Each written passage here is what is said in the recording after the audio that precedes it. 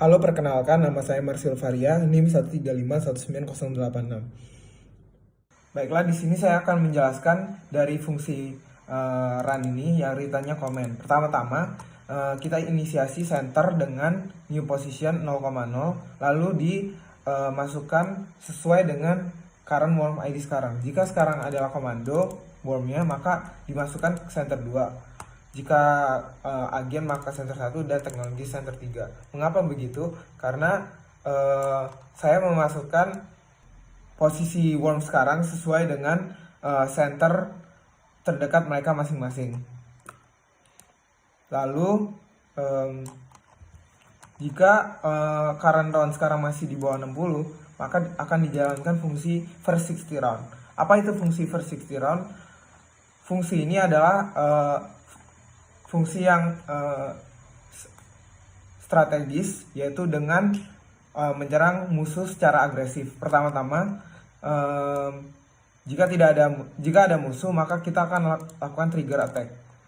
Nah, nanti saya akan menjelaskan trigger attack secara lebih rinci. Di first 60 rounds ini, kita menyerang dan mengincar agen musuh terlebih dahulu. Jika sudah mati atau health-nya sudah di bawah sama dengan 0, maka yang kita incar adalah teknologisnya. Nah, di trigger attack ini yang kita lakukan adalah mencari musuh yang terdekat. Jika ada musuh yang ada dalam jangkauan serangan kita, maka kita akan melakukan serangan banana bomb, snowball, atau basic attack, tergantung dari peran mereka masing-masing. Lalu kita masuk ke fungsi command run lagi. Di sini kita akan melakukan shoot flee jika round sekarang sudah lebih dari 60. Nah, saya akan menjelaskan tentang attack first dan move to point. Di attack first ini kita akan bergerak ke posisi tertentu. Jika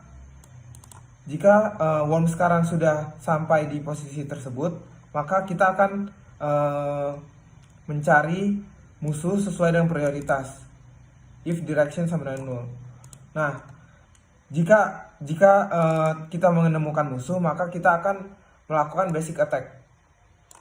Namun jika tidak, kita akan berjalan sesuai dengan destinasi awal kita.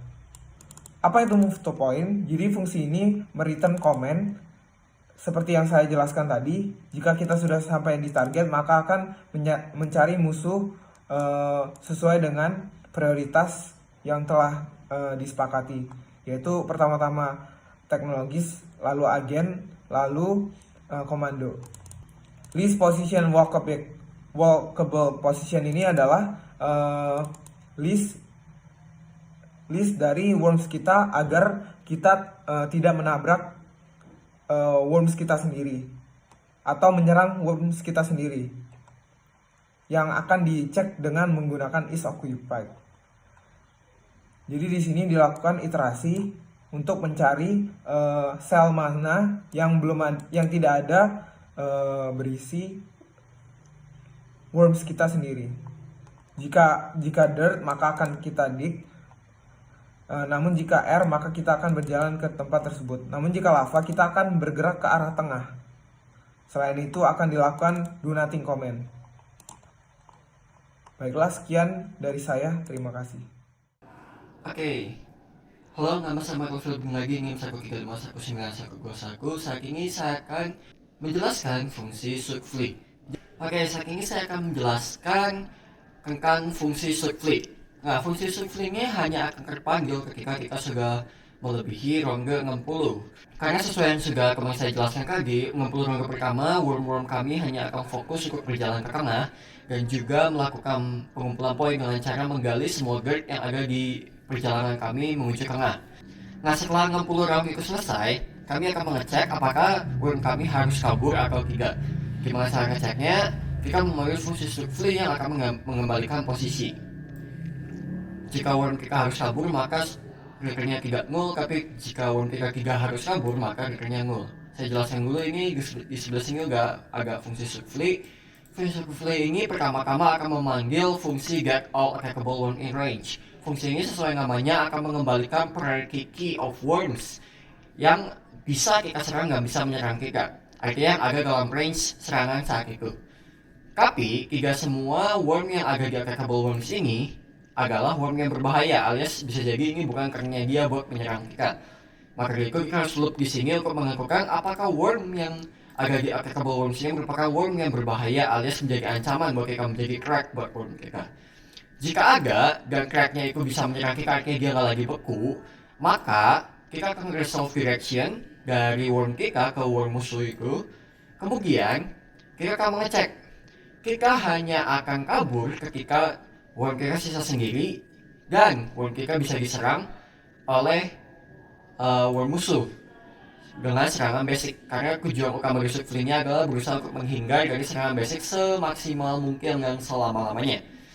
Maka dari itu, kalau udah sendiri dan kita bisa diserang alias kita sedang ada dalam ancaman musuh, maka kita akan melakukan pemanggilan fungsi get direction, get safe zone position.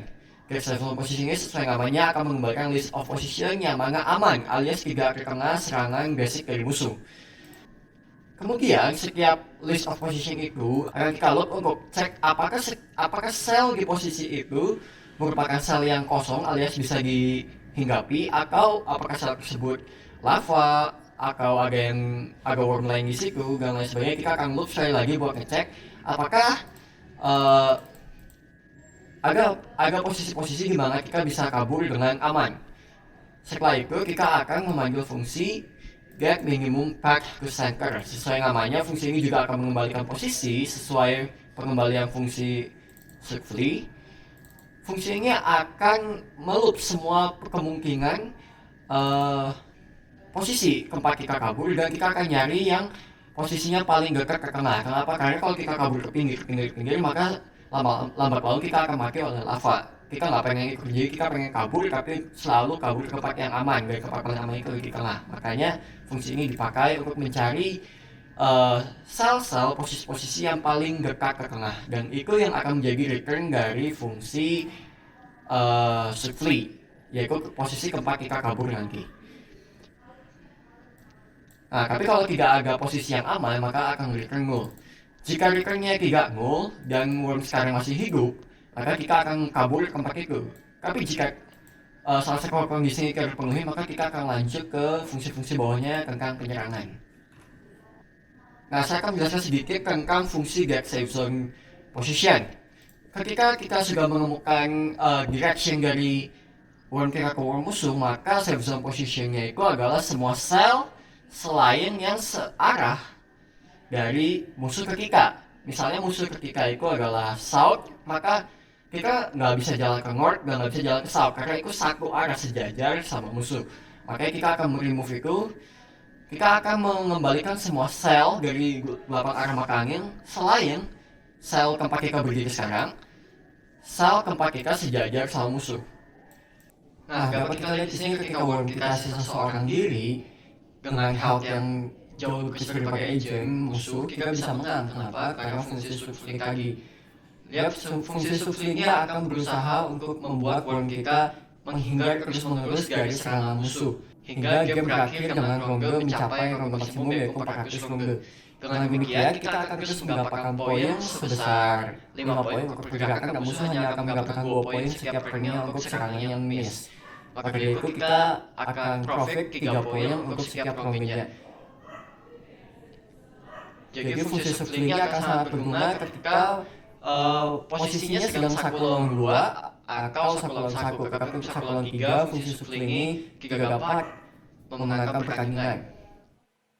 Halo, perkenalkan nama aku Frederick Ronaldi dari IF19, NIM 135191134. Jadi pada kesempatan kali ini saya akan menjelaskan beberapa fungsi yang telah saya buat pada tugas besar strategi algoritma pertama. Yang pertama adalah fungsi shoot snowball. Fungsi ini menjelaskan apabila worm kita yang sedang aktif ini perlu melakukan snowball atau tidak. Seperti yang kalian lihat di line pertama ini, saya melakukan pengecekan terhadap profesi dari worm yang sedang aktif ini sendiri. Jadi saya mengecek apabila profesinya adalah teknologis dan juga masih punya snowball yang bisa dilemparkan. Lalu setelah itu saya memanggil fungsi yang telah saya buat sebelumnya juga. Jadi ada get all attackable cells in range. Ini aku mengembalikan release sel-sel yang dapat diserang. Jadi sel-sel ini dapat berupa kosong atau ada worm musuh. Lalu saya membuat parameter variabel berupa ada optimal post, ini yang akan di return selanjutnya. Lalu ada min distance, lalu ada max enemy hits, lalu ada min self hits. Jadi di sini saya akan mencari yang jarak terpendek dengan enemy hits yang paling banyak, dan juga kemang yang terkena serangan sendiri juga minimal. Jadi di sini saya mengeluh setiap sel yang bisa diserang tadi, lalu mengecek satu-satu apabila worm kita ada yang bakal terkena serangan. Lalu sama juga dengan enemy hits. Lalu saya mengecek juga distance-nya, dan apabila enemy hits-nya masih lebih besar daripada max sebelumnya, dia akan mengecek juga, lalu mengecek juga optimal post-nya. Di sini saya mengecek apabila 0, yang jadi kita tidak bunuh diri, atau yang terkena serangan sendiri masih di bawah 50% dari yang worm kita hidup, maka saya akan mengembalikan posisi yang harus diserang oleh menggunakan snowball. Lalu selanjutnya ada get attackable worm in range. Ini juga sama, parameternya berupa attack type. Jadi attack type ini ada shooting, ada random bomb, ada snowball. Di sini saya mengecek apabila tipenya ini range-nya sekian. Lalu setelah ini semua, saya akan mengambil get all attackable cells in range. Di sini saya mengambil semua cells yang dapat diserang, sama seperti yang tadi sudah snowball, lalu di mapping seperti screen, lalu di loop untuk setiap worm enemy, dan mengecek apabila jika ada, dia akan dimasukkan ke dalam priority key, sehingga di dalam setelah di loop semuanya sudah tersedia, jadi tinggal diberikan aja. Nah, yang di sini dia menerima priority key yang tadi dari hasil atas, ada get attackable worm in range. Di sini mengecek apabila kalau nggak ada ya langsung return null.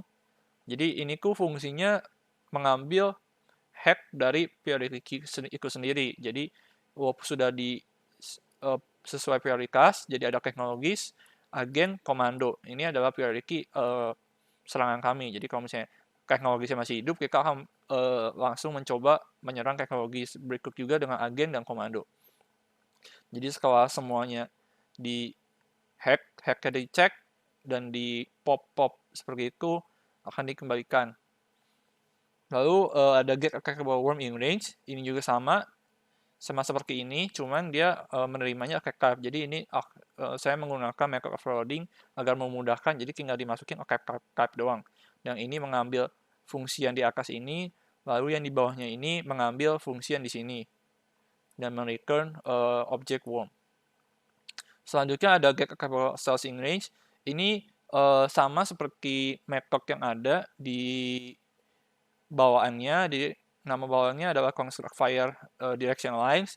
Di sini apabila ininya shooting, saya melakukan pengecekan apabila koordinat itu valid, lalu jaraknya sudah memenuhi atau belum, lalu mengambil selnya dan mengecek apabila sel tersebut itu adalah air atau bukan. Lalu saya memanggil fungsi isAttack block. Jadi kalau misalnya di block, serangan itu tidak akan dikembalikan selnya. Jadi itu tidak bisa diserang. Setelah itu semua, ini pengecekannya terhadap tipe shooting. Lalu ini untuk banana bomb atau snowball. Jadi kalau buat banana bomb atau snowball, dia itu ada spreadnya. Gara-gara ada spreadnya dan bentuknya berbeda-beda, makanya saya memanggil get surrounding cells dengan posisi yang sekarang dan posisi worm Y-nya juga. Lalu ini spreadnya itu range-nya. Jadi range-nya itu misalnya 1 buat snowball dan lain sebagainya. Terus buat setiap sel ini bakal hapus dari vektor apabila koordinat itu tidak valid, atau bukan air, atau jaraknya lebih besar daripada range serangannya. Jadi ini range-nya. Setelah itu semua, jadi saya membuat fungsi terakhir yaitu isAttack block. Ini menentukan apabila serangan kita terhadap satu sel itu efektif atau tidak. Di sini saya mengambil posisi playernya, lalu mengambil current cell, lalu saya menggunakan fungsi resolve direction untuk mengetahui jarak antara kita dengan current cell ini direksinya gimana, apakah north atau northeast dan sebagainya. Setelah kita mengetahui itu, semua selnya akan dikurangi itu maksudnya bakal dari current cell dia akan menuju ke current player, karena yang sebelumnya sudah disebutkan ini sudah diketahui directionnya. Jadi untuk setiap sel di antara direction antara current cell dengan player cell, maka akan dilakukan pengecekan apabila ada player kita yang menghalangi. Jika ada player kita yang menghalangi, berarti itu attack sudah pasti ke block, ataupun juga apakah ada dirt dan deep space. Jika ada, berarti aku akan mengalihkan crew yang mengandalkan bahwa shooting ini akan segera di block. Berikut juga, kalau ini sudah kerawat semua, maka tidak ada yang bakal ngeblok dan return false agar fungsi tersebut, serangan tersebut dapat dilanjutkan. Nah, ini get surrounding cell juga sama. Ini saya melakukan perubahan sedikit terhadap fungsi ini. Saya menambahkan spread. Setelah spread ini melakukan loop 2 kali terhadap spread ini, sehingga didapat fungsi sel-sel yang berada di antara satu sel itu tergantung dengan seberapa spreadnya.